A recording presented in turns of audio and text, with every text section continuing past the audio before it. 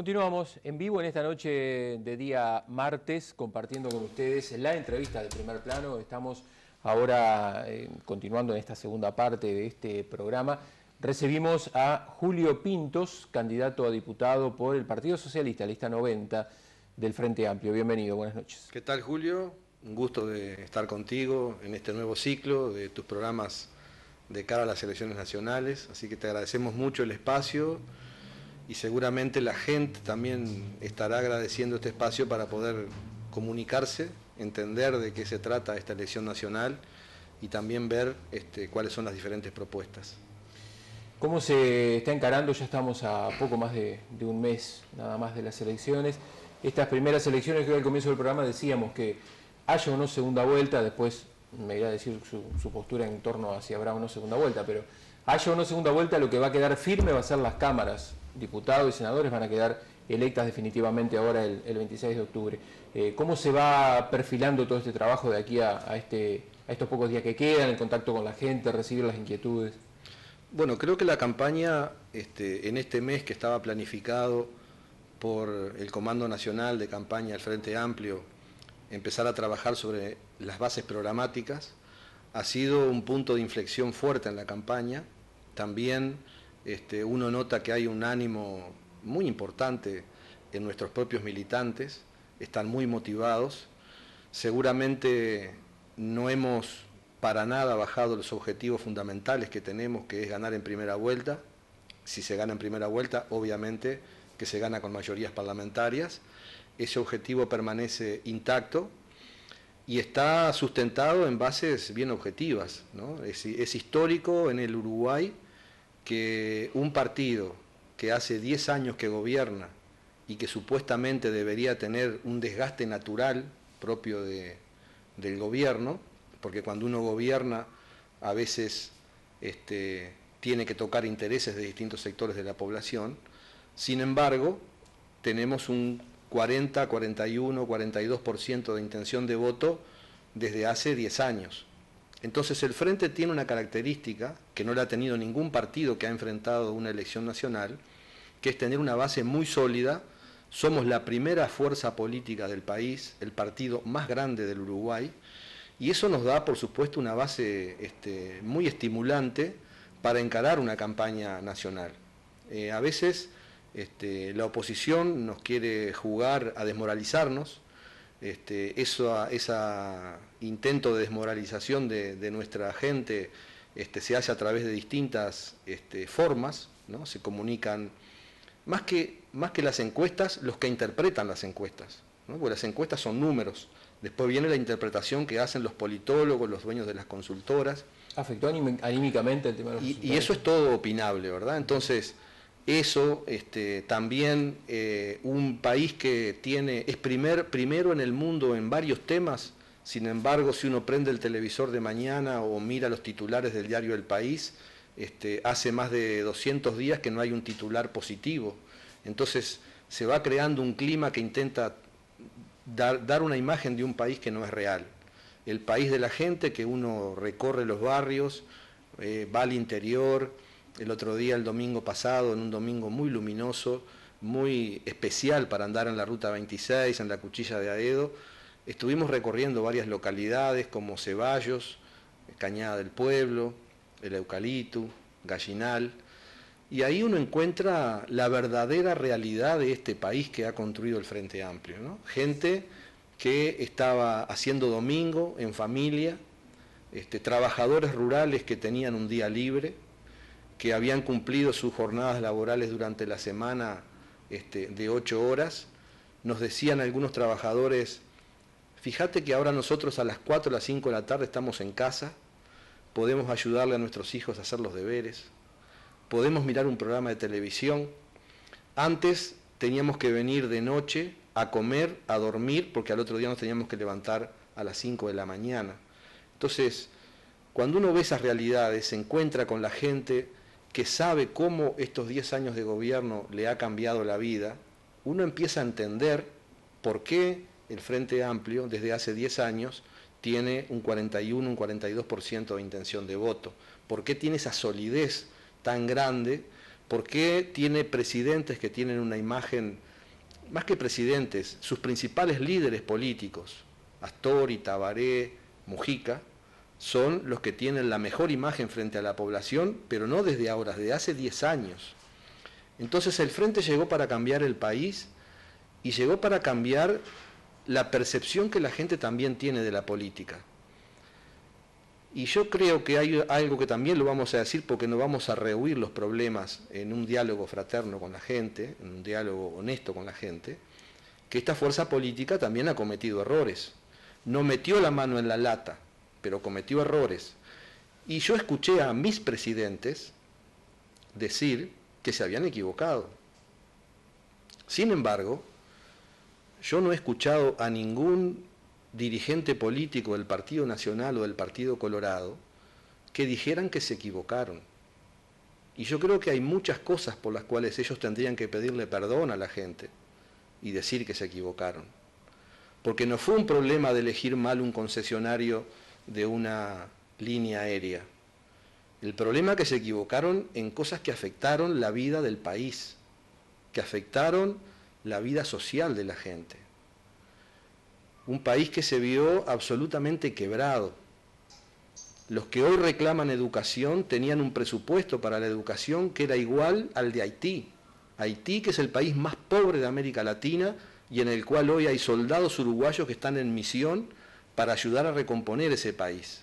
El porcentaje del PBI que los gobiernos blancos y colorados le daban a la educación era el mismo de Haití. Un maestro ganaba sueldos miserables, un policía ganaba sueldos miserables. No había inversión en las escuelas se llovían, no había libros.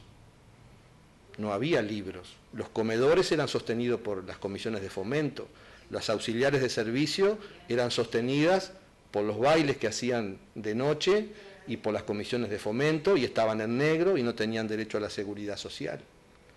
Entonces yo creo que hay dirigentes políticos que cuando arrancan con su exposición pública también tendrían que pedirle perdón a los uruguayos y tendrían que tener la grandeza que tuvo Astori, que tuvo Tabaré, que tuvo Pepe, de decirle a la gente con el caso Pluna, nos equivocamos, elegimos mal a alguien que se iba a hacer cargo de esa línea aérea y cometimos un error. Entonces yo creo que ahí está la grandeza de un partido, de tener dirigentes humildes, dirigentes que además son referencia del punto de vista humano. Lo dijo Mujica en La Rural, su presencia a nivel mundial destacada ha hecho conocer al Uruguay tanto como la selección uruguaya. Y eso es un valor que posiciona al Uruguay en el concierto internacional y nos facilita el acceso al diálogo político, al diálogo comercial, a la búsqueda de mercados. Y Tabaré Vázquez, cuando también lo votamos en el 2005, hoy lo vemos como el expresidente, ¿no? Lo decía muy bien Valenti en una nota. Lo vemos como el expresidente y el futuro presidente, pero no tenemos que olvidarnos que Tabaré Vázquez, también desde el punto de vista humano, desde el punto de vista de su integridad como persona, es un ser humano que es una referencia para nosotros, porque también él viene de un hogar humilde, de un hogar obrero, de un hogar obrero de esa clase media que los partidos blancos y colorados se encargaron de destruir, de un hogar obrero donde era posible trabajar, estudiar, llegar a ser médico. Todo eso se terminó en los 80, se terminó en los 90, se terminó porque la apertura indiscriminada que se hizo del Uruguay sin resguardos para la actividad económica destruyó todo el aparato productivo y Paysandú especialmente fue el que más lo sufrió. Hay otros departamentos del interior que no tuvieron ese problema porque no tenían industrias, nosotros sí las teníamos. Sí, se pasó por una etapa que hasta hoy se añora, obviamente que esa situación industrial de lo que fue la década del 60, 70 y todo eso no va a volver. Eso no va a volver. Se está en otra situación ahora. Hay que buscar otras alternativas, que es lo que nosotros tenemos que intentar convencer a los sanduceros, porque en realidad la fractura social que pegó en el alma de la gente, que hoy tienen sus hijos y sus nietos fuera del país, cuesta recomponerla, no es tan fácil. Entonces a veces, aunque a Paysandú le esté yendo mejor, y esté mejor, a veces a la gente le cuesta verlo. Somos muy de hablar del Paysandú triste. Y yo creo que si hoy en el 2010 decimos que Paysandú está triste, entonces en el 2005 teníamos que decir que estaba destruido. Porque en el 2005, en estos 10 años de gobierno, se sacaron 33.000 personas de la pobreza en Paysandú. ¿No? 33.000 personas. El empleo bajó del 15% al 6%. La pobreza rural es más baja todavía que la media nacional, el 4%. Y el desempleo en el medio rural es más bajo que la media nacional, el 3%. Y Paysandú ha tenido un proceso de inversión como hacía muchísimos años que no había, tanto pública como privada. La inversión pública en el puerto, la inversión pública en la planta de cemento de Portland duplicando la producción, la estratégica planta de biocombustibles que está haciendo Alur en Paysandú. Nosotros Alur es Bella Unión, pero ahora Alur va a ser más importante Alur en Paysandú que en Bella Unión, generando un proceso de trabajo agroindustrial muy importante. Y la inversión privada que ha habido en la industria, Casablanca, el frigorífico Casablanca ha hecho inversiones para posicionarse como un frigorífico que faena ovinos y faena para Estados Unidos. La Pili ha hecho una planta de secado de sueros. Está haciendo una nueva planta ahora para trasladar su planta en la ciudad hacia la zona industrial vieja que se mantiene.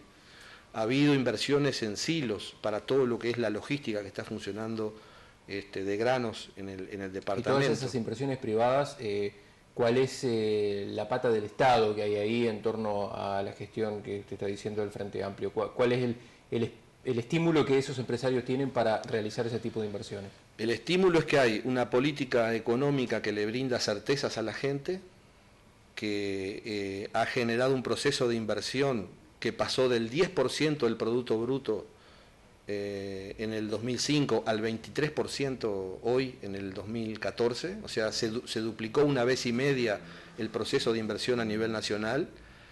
Se ha hecho eso porque también hay la ley de promoción de inversiones, que hay renuncia fiscal del gobierno sobre las inversiones en cuanto a la renta futura, y eso ha permitido como nunca la inversión en frigoríficos en todo el país, la inversión en plantas de silo, como decíamos acá, y la inversión en el sector agropecuario en áreas estratégicas como el riego. Y esas inversiones, en realidad, es una forma también de devolver impuestos a la sociedad. Estamos renunciando a renta para facilitar inversiones que terminan beneficiando a la sociedad. Voy a poner un ejemplo. Se habla de que el precio de los terneros es de los más altos de la historia. Entonces, ¿cuánto de ese precio de los terneros tiene que ver con el hecho de que hoy hay instaladas varias plantas frigoríficas que impactan sobre la demanda? Hay más demanda de terneros, hay más demanda de novillos, por lo tanto hay más demanda de terneros, y una política fiscal de renuncia de renta para que haya inversiones en el área de la industria frigorífica termina impactando en el productor más pequeño, ese que vive allá en el basalto, que cría sus terneros, que está lejos a veces de todo este mundo, pero termina impactando porque la demanda es alta y se están vendiendo los terneros a precios como nunca se ha visto. Y eso tiene que ver con renuncias fiscales del gobierno en la ley de promoción de inversiones. Yo creo que el Paysandú está cambiando, toda su estructura productiva de la tierra, tanto la del basalto del este como la parte del centro de los suelos arenosos, forestales y citrícolas, van a tener también un desarrollo importante en este periodo, porque hemos logrado algo que hacía 20 años se venía trabajando, que es el ingreso de los cítricos a Estados Unidos. La citricultura venía agonizando y ahora hay un plan de inversiones entre Paysandú y Salto que anda en torno a los 40 millones de dólares para el recambio de todas las plantas, las nuevas variedades, para fortalecer el ingreso a este nuevo mercado. El ministro Aguerre el jueves se va para Estados Unidos y está trabajando todo el tema de la carne ovina desosada. Hay una misión de Estados Unidos en el Uruguay que están viendo los lugares donde se va a producir también carne ovina natural, sin antibióticos, sin ningún tipo vamos a llamar, de hormonas y todo ese tipo de cosas, que es la carne que producen en Estados Unidos, para lograr vender una carne ovina desosada de alto nivel, y de los precios más altos que se conocen en el mundo. Entonces el gobierno está trabajando en promover estas inversiones que impactan directamente en el departamento y en su cadena agroindustrial, que es muy diversa, porque tienen todos los rubros, tiene lechería, tiene carne, tiene citricultura, tiene granos, tiene logística, tiene cebada. La mejor cebada que se produce en el Uruguay se maltea en la planta de Paysandú.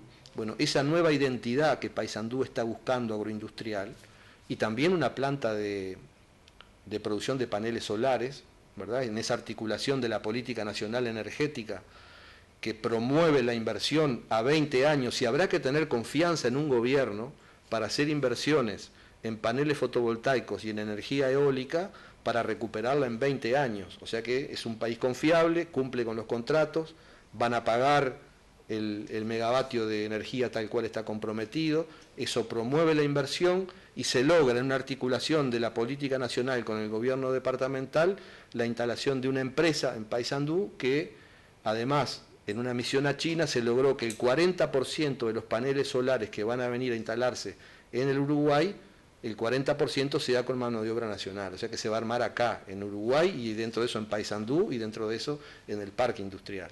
¿Cómo se maneja para que esto pueda, o mejor dicho, cuáles son los elementos que quedan por desarrollar para poder avanzar en lo que se aspira por parte del Frente Amplio, que es un tercer periodo de gobierno? Porque desde la oposición es relativamente diferente plantear, decir, bueno, yo si llego al gobierno voy a hacer esto, voy a hacer lo otro, porque hoy no lo puedo hacer porque no estoy en el gobierno. Para el Frente Amplio, que hoy está en el gobierno, que se han realizado esas cosas que usted estaba enumerando, ¿qué es lo que se debe continuar haciendo para justificar un tercer periodo de gobierno? ¿Qué es lo que es necesario tener un tercer periodo de gobierno para poder hacer?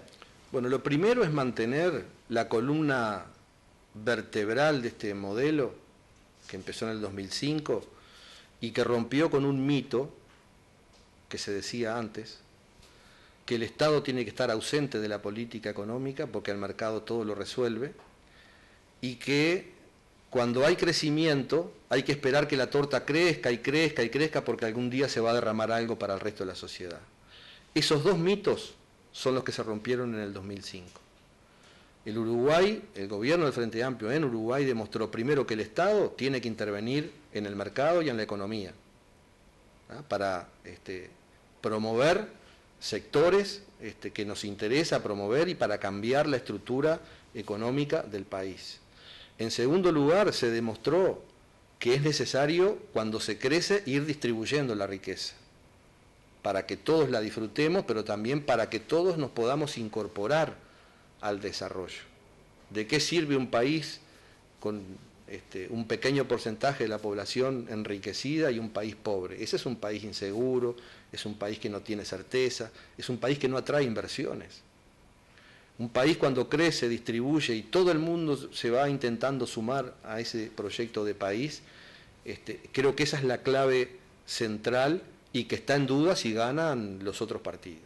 Los otros partidos siguen insistiendo que el rol del Estado tiene que ser menor y no van a avanzar nada en las políticas de distribución de la riqueza, porque hay que leer el programa para verlo. Entonces yo creo que esa es la clave.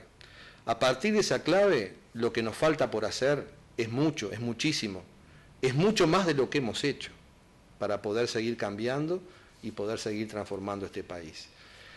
Primero, tenemos que seguir destinando recursos a las políticas sociales, que no es el MIDES, las políticas sociales es la educación, es la salud y es la seguridad social. Hay que seguir destinando recursos a eso, más políticas específicas y puntuales del MIDES que no alcanzan al 0,8 del presupuesto nacional, para seguir recuperando uruguayos. No nos podemos dar el lujo de perder a ningún uruguayo en este proceso de desarrollo, de tratar de integrarlo, tanto adultos como niños, y fundamentalmente los niños. Este Sistema Nacional de Cuidados que anoche desarrolló Tabaré Vázquez tiene como uno de sus objetivos principales seguir atendiendo a esos niños de 0 a 3 años para poder recuperarlos e integrarlos al proceso de desarrollo. Cuando uno invierte en un niño de 0 a 3 años, está invirtiendo en la educación, porque ese niño se va a poder educar en un futuro. Está invirtiendo en la salud, porque va a ser un niño sano que va a tener menos problemas sanitarios cuando sea adulto. Es una inversión importante, prioritaria, necesaria, del punto de vista del desarrollo, pero también del punto de vista ético para una fuerza política y progresista y de izquierda. Eso tiene que continuar y tiene que seguir avanzando. La asistencia social, creo que no hay partido que la critique. La asistencia social es algo que de pronto se bueno, defiende. La han criticado mucho. Pero claro, a lo que iba es esto, que se ha criticado el hecho de la asistencia sin control o la asistencia sin contrapartida. ¿Cómo se evalúa esto? Porque eso no es verdad, porque se basan en el 5% de los casos que naturalmente van a ser complicados o van a quedar fuera del rango para criticar una política que está demostrada que fue altamente exitosa. Porque si una política logró sacar 800.000 personas de la pobreza y después empezó con una cantidad de 250.000 personas asistidas con tarjetas del Uruguay Social y hoy se han ido retirando y quedan 30.000 familias que siguen asistidas con una tarjeta del Uruguay Social que además se sabe lo que se gasta y por un caso puntual que está dentro de lo que puede pasar en cualquier política, no es solamente la política social. Vamos a poner otro tipo de ejemplos. Cuando uno hace una política de subsidio empresarial, y también hay algunos que quedan por afuera y que lo merecerían, y algunos que están un poquito por abajo y que de repente no se le otorgó. Eso siempre pasa cuando uno diseña una política. Uno pone una franja, una línea, pero después ahí, eso la realidad juega. Ahora, se quiere criticar una política por casos porcentualmente son mínimos. El éxito de la política ya está demostrado con los números. La gente, una vez que es rescatada, que se le devuelve su dignidad, mire, hay que ver cómo cambia una persona, ¿verdad? Una persona que nunca tuvo empleo, que nunca tuvo trabajo, que nunca tuvo un salario, cómo cambia una persona después que pasa por un programa de Uruguay Social. Cómo esa persona o una cooperativa social recupera principalmente la dignidad de creer en sí mismo, porque uno le devuelve la confianza a esa persona y esa persona dice, soy capaz de hacer algo por mí mismo y por mi gente. Y cuando se da cuenta que tiene esa potencialidad adentro que nunca se la habían dejado aflorar, porque la tenían sumergida, viviendo en muy malas condiciones, esa persona recupera esa dignidad y es capaz de ser una persona que se incorpore al sistema productivo, que se incorpore al desarrollo. Cuando se hablaban de esas tarjetas que había y que ahora se han ido retirando y quedan menos, se habla de que esas personas a las que se retiró se han insertado en el mercado laboral, están hoy insertadas. Exactamente, mejoraron sus condiciones de vida, tienen un empleo, accedieron a una vivienda, y algunos nos dicen, sí, pero todavía me hubiera hecho falta, y capaz que tiene razón, ¿verdad? Capaz que todavía había que haberle mantenido la tarjeta un tiempo más, pero bueno, hay un criterio y el gobierno trata de cumplir con ese criterio y mire que esto nos complicó y nos complicó ahora en plena campaña electoral. Uno podría decir, no, mirá, dejemos la tarjeta, total, se vienen las elecciones, pero la verdad que el gobierno trabaja con criterios técnicos, con un proyecto y lo lleva adelante independientemente de las épocas electorales. Y bueno, yo creo que ese es un tema. El otro tema es la educación, sin duda, ¿no? Lo dijo muy bien Tabaré anoche. En primaria estamos en condiciones de seguir trabajando, pero no es donde tenemos los problemas. La universidad ha hecho un excelente desarrollo en base al presupuesto enorme que se le ha volcado y los problemas los tenemos en secundaria. Ahí hay que hacer un esfuerzo muy grande, como ya se está haciendo con varios programas para evitar la deserción, ¿no? Como el compromiso educativo, por ejemplo, becas que se le otorgan a los adolescentes y apoyos para que se mantengan estudiando.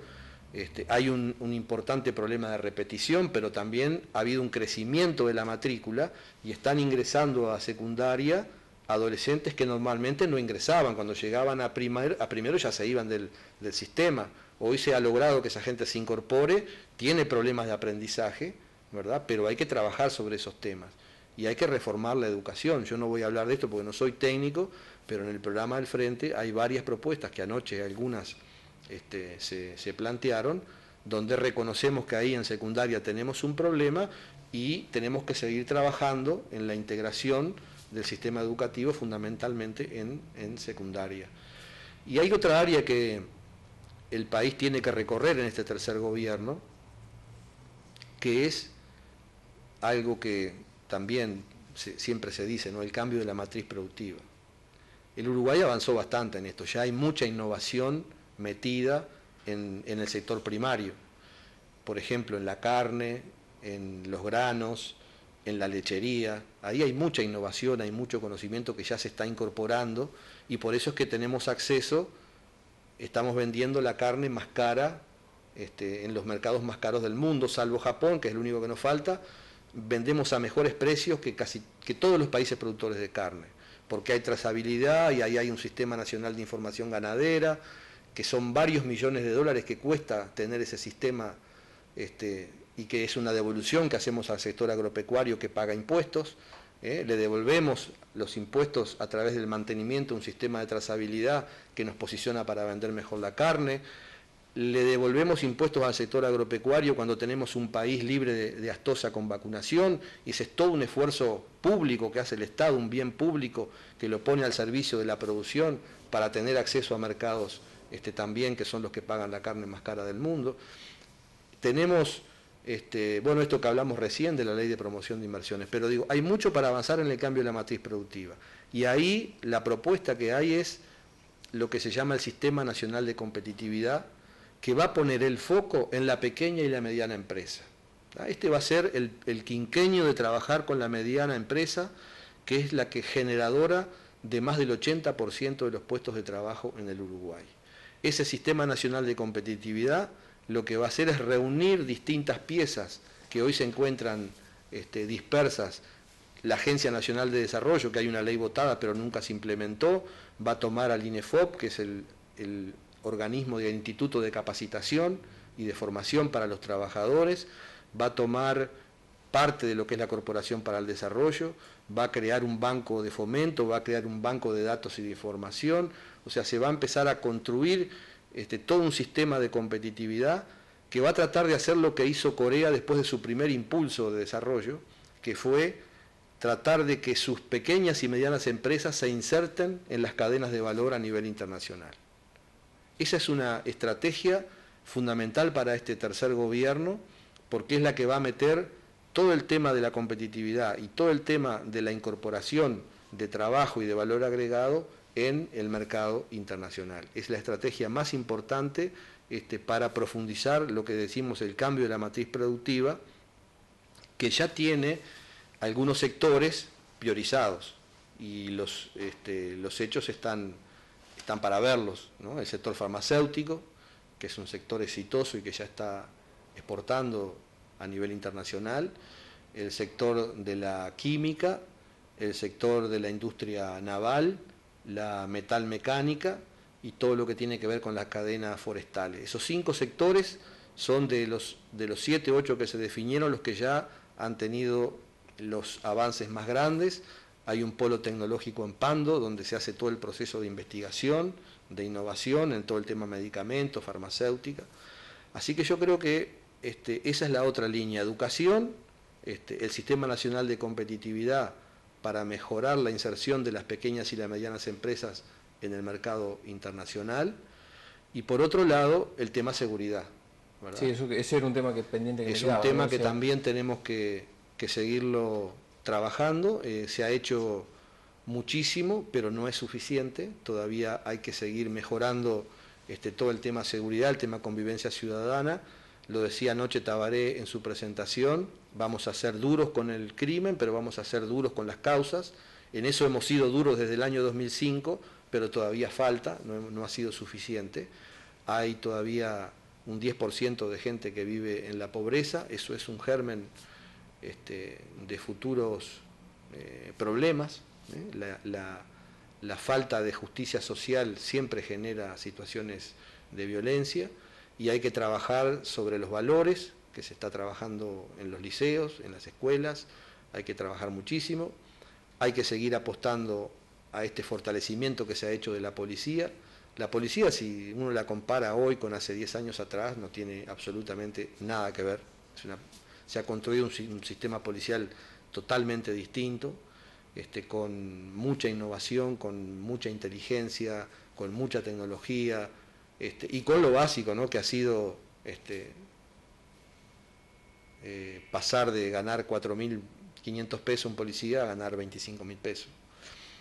Creo que esos son los grandes cambios que ha habido en el tema seguridad.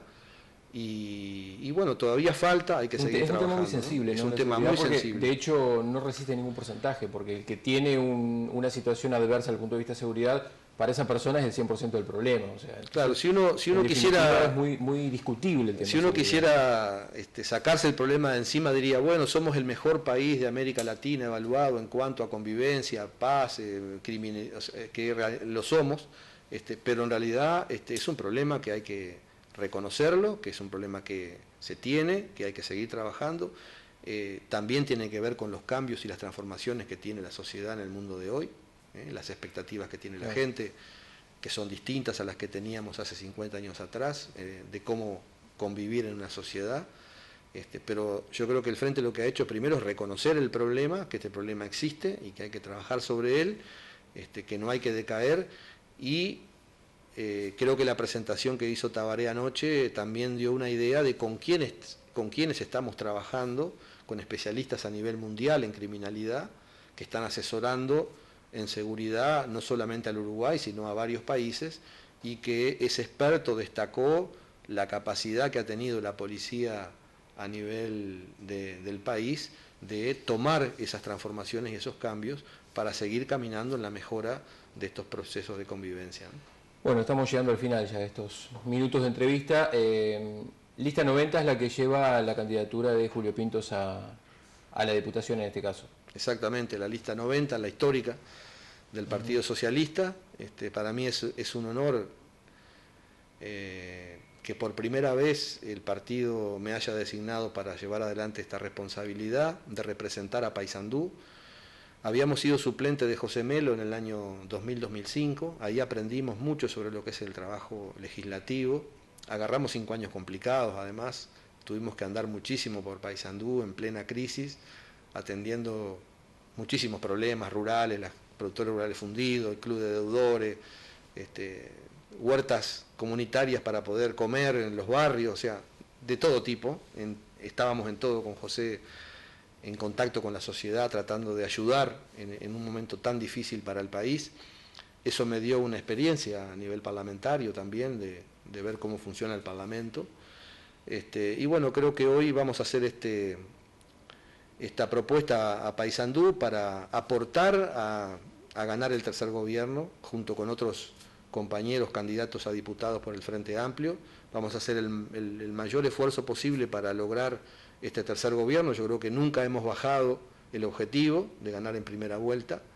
Estamos cada vez más convencidos de que esto es posible, y nuestra gente además nos lo dice en la calle, de que es muy posible, de que va a haber una sorpresa, de que la gente va a votar muy bien, porque la gente se está convenciendo cuál es la opción, por qué Uruguay no tiene que detenerse en este camino, en este rumbo que estuvimos hablando recién. Así que bueno, contento de que el partido me haya dado esta responsabilidad, un partido que tiene 103 años, todo lo que pasó en el Uruguay en el último siglo estuvo el Partido Socialista presente, desde la fundación de la matriz de protección social del vallismo, donde estaba Frugoni en el Parlamento trabajando y aportando para toda esa legislación innovadora para América Latina, hasta bueno, pasar por José Pedro Cardoso, fundador del Frente Amplio, el propio Raúl Sendí, que era socialista y se fue a fundar el MLN Tupamaros, el compañero Reinaldo Gargano,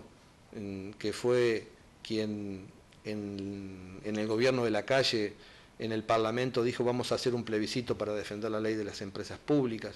O sea, el Partido Socialista es un partido que en estos 103 años siempre ha estado presente en la vida política del país en forma activa, y bueno, y esperamos seguir estando, ¿no? También de nuestro partido surgió Tabaré Vázquez, que fue primer intendente a nivel de Montevideo y primer presidente. Así que estamos muy orgullosos de nuestro partido, de esta larga vida política, y bueno, esperamos seguir aportando en este tercer gobierno para que este Uruguay se siga cambiando, se siga transformando y siga fundamentalmente estando al lado de la gente, que es lo más importante, y solucionando los problemas a la gente.